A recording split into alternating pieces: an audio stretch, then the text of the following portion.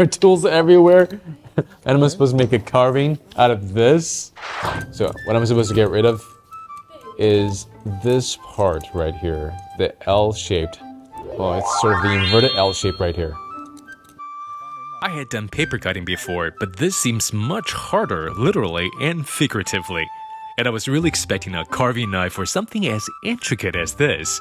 Instead, I was given this saw.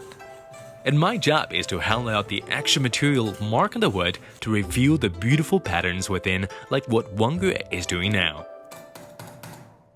这个叫什么吗，老师？这叫搜具。搜具搜具就是专门搜这种镂空的这种纹饰啊，尤其清代的使的这种镂空的东西特别多呀。Now that I know what the saw is called, it doesn't make the task before me any easier, and it feels like hollowing out a piece of finger bread with a chainsaw. Not to mention there's a great deal of prep work before we even get to this part. The type of saws used in traditional Chinese woodwork actually vary greatly depending on the desired tasks. Yet in the right hands, these tools make carpentry look like magic.